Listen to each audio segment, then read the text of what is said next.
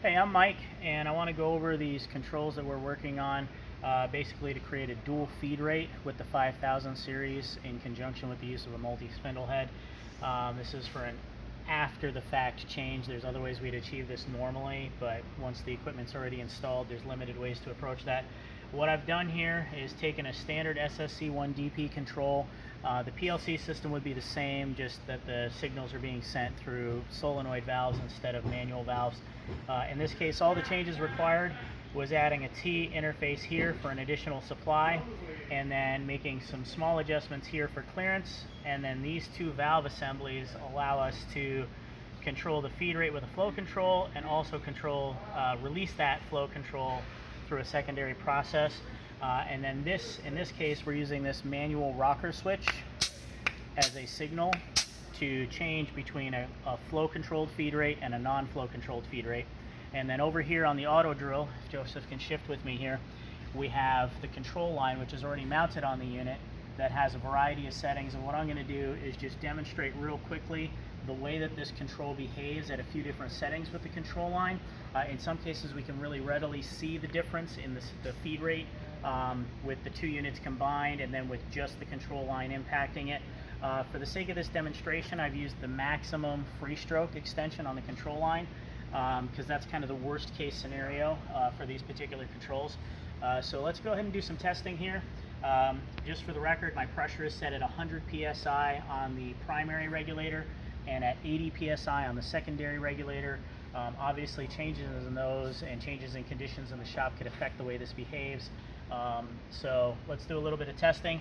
What's going to happen here is I'm just going to start it. I'm going to wait until the control line is engaged, and then I'm going to include the flow control as a secondary measure, and we're going to see that I'll engage it as many times as we can in a single stroke.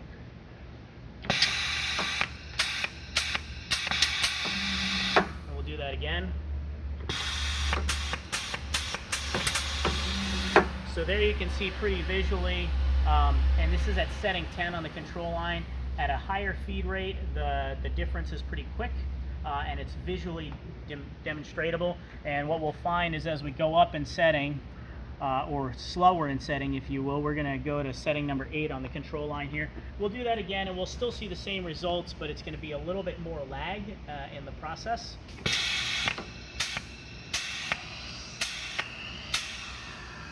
So it's a little bit visible there, and what I'm going to do now is I'm going to engage the flow control sooner, and I'm not going to engage it multiple times so we can see that impact a little more dramatically.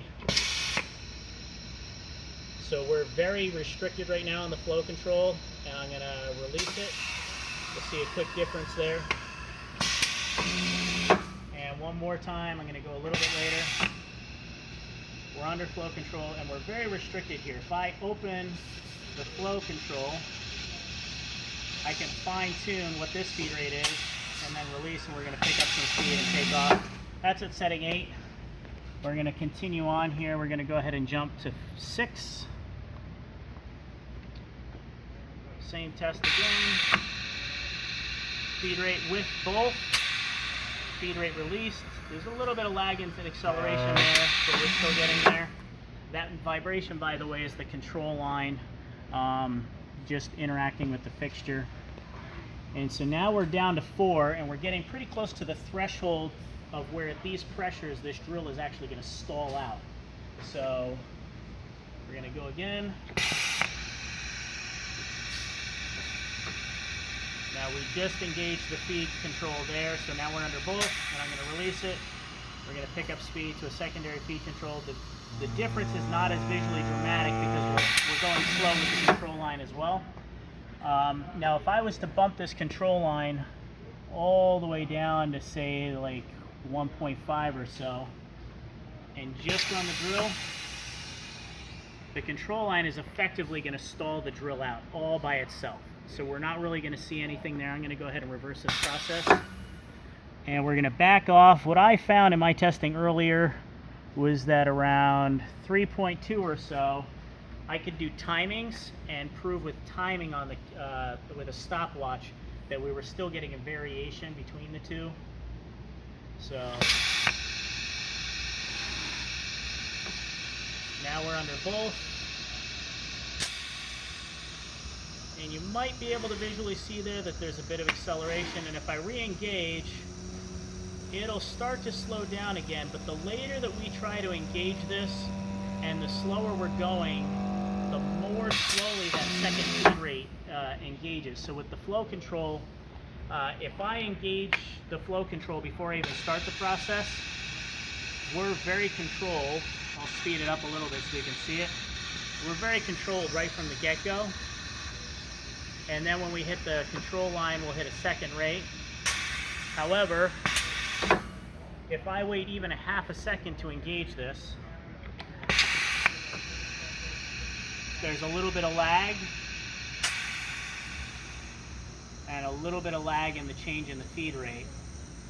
And if I wait even a little bit longer, and if I go a full 1,000 second, then the slowdown takes even more time, and this is because of how much volume we've already exhausted out of the back of the drill. But it's a much more reliable response and a much more predictable response than we had putting the flow control on the feed side, which would be this top port up here. So right now we're doing the flow control through the exhaust with the venting air. That was giving us the best results we've had in testing so far.